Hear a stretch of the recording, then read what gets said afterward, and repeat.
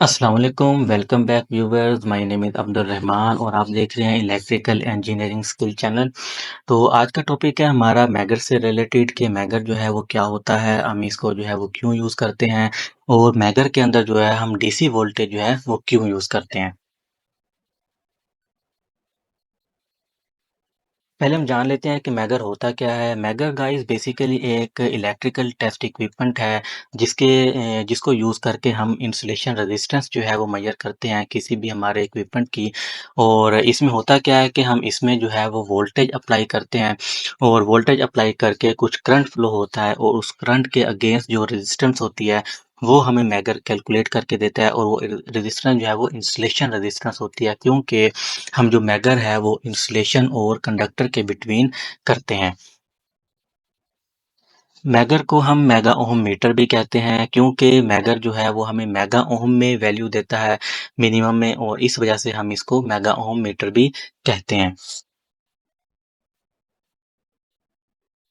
ये एक सबसे इम्पोर्टेंट क्वेश्चन है कि हम मैगर के अंदर जो है वो डीसी वोल्टेज जो है क्यों यूज़ करते हैं।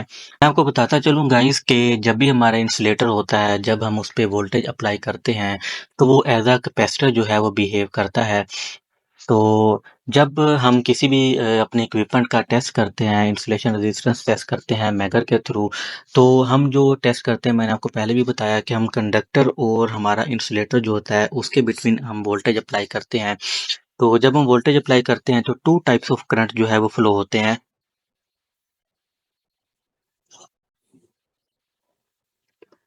एक होता है हमारा लीकेज करंट, जो कि एक सिंपल जो है वो रेजिस्टेंस की वजह से फ्लो होता है।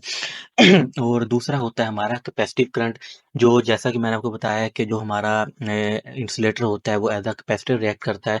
तो एक उसके अगेंस्ट जो है वो कैपेसिटिव करंट भी फ्लो होता है।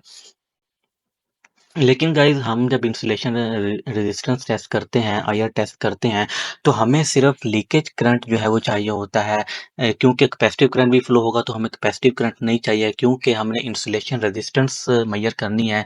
तो जो एक प्योर रेजिस्टेंस होती है उसके अगेंस्ट जो करंट फ्लो होता है हमें वो चाहिए होता है, ताकि हमें एक प्योर इंसुलेशन रेजिस्टेंस जो है वो मिल सके। फॉर एग्ज़ाम्पल हम एक एग्ज़ाम्पल ले लेते हैं केबल की। फॉर एग्ज़ाम्पल 4 कोर केबल की हम एग्ज़ाम्पल ले लेते हैं। ये 4 कोर केबल है। आपको पता होगा कि जितनी भी कोर होती हैं वो आपस में इंसुलेटेड होती है। अगर हम इसकी बात करें, ये 2 जो है आपस में इंसुलेटेड है, इनके दरमियान इंसुलेशन है।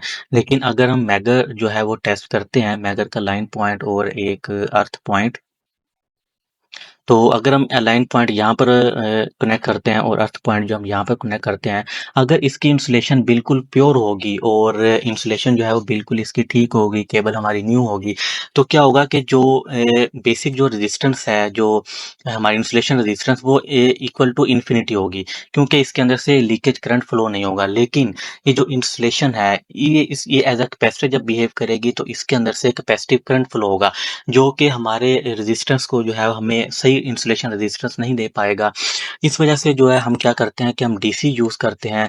डीसी की क्या प्रॉपर्टी है कि आपको पता होगा कि जब कैपेसिटर जो है, कैपेसिटर की ये प्रॉपर्टी है कि जब कैपेसिटर के अंदर से एसी फ्लो होता है तो वो उसे अलाउ करता है पास होने में, और जबकि डीसी कैपेसिटर के अंदर से अगर हम अप्लाई करते हैं तो वो उसको डीसी को ब्लॉक कर देता है। डीसी से जो है वो कैपेसिटिव करंट फ्लो नहीं होने देता। ये कैपेसिटर की प्रॉपर्टी है, तो इस वजह से हम कैप जो है वो डीसी यूज़ करते हैं, ताकि जो हमारी इंसुलेशन है वो एज़ अ कैपेसिटर बिहेव करे तो कैपेसिटिव करंट फ्लो ना हो, क्योंकि वो कैपेसिटर जो है वो डीसी को ब्लॉक कर देता है। लेकिन गाइज़ अगर हमारी इंसुलेशन जो है वो मतलब थोड़ी-सी हल्की है या हमारी बिल्कुल प्योर नहीं है, और या फिर हमारी केबल पुरानी हो चुकी है, तो उसमें से जो लीकेज करंट कुछ ना कुछ फ्लो होगा, और लीकेज करंट के अगेंस्ट जो है हमारी इंसुलेशन रेजिस्टेंस जो है वो मैगर हमें कैलकुलेट करके देगा। तो इस तरीके से जो है हमें सिर्फ़ लीकेज करंट चाहिए होता है। इस वजह से हम इसके अंदर जो है वो डीसी यूज़ करते हैं, ताकि जो कैपेसिटर है वो एसी को जो है वो पास होने देता है और डीसी को ब्लॉक करता है। तो ताकि वो डीसी को ब्लॉक कर दे और कैपेसिटिव करंट फ्लो ना हो, सिर्फ़ लीकेज करंट फ्लो हो, उसके अगेंस्ट जो उसकी लीकेज रेजिस्टेंस है वो हमें मिल सके। ये वही बात है गाइस जो मैंने आपको बता दी कि कैपेसिटर की प्रॉपर्टी होती है कि वो डीसी जो करंट है उसको जो है वो ब्लॉक करता है और एसी को पास होने देता है।